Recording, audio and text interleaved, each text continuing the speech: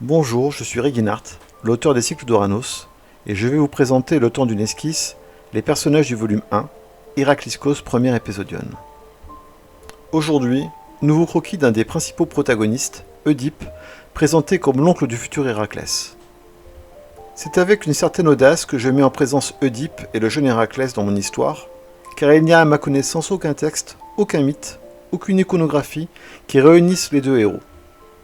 Pourtant, de nombreux éléments nous laissent à croire qu'ils partagent un même espace de temps et de lieu à quelques années près. Dans ce premier volume, lors d'une discussion durant laquelle Oedipe fait part de sa volonté royale, le régent de la ville, Créon, évoque le destin tragique des fils d'Oedipe, Éthéocle et Polynice. Car c'est bien leur récent décès qui a reconduit à la régence Créon, démontrant la proximité temporelle des deux mythes. Mais l'Oedipe que je présente est bien trop jeune, ce que ne manque pas de souligner Nestor, spécialiste proclamé des dynasties achéennes. C'est un premier mystère qui tourne autour du personnage, et ce n'est pas le dernier. Car Oedipe, dans les cycles d'Oranos, est un personnage clé, faisant le lien entre le présent de cette génération et un passé encore proche.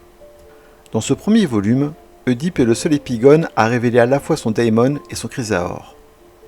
Accompagné de la fidèle Fixe, il est voué à revenir bien souvent lors du déroulement de l'intrigue, car c'est bien lui qui incarne le début d'une interrogation sur les Olympiens et les origines du monde des cycles d'Oranos.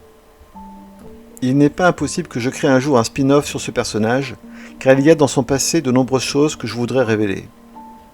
Mais il faudrait aussi compter sur Fix, qui est également amené à jouer un rôle central dans mon histoire.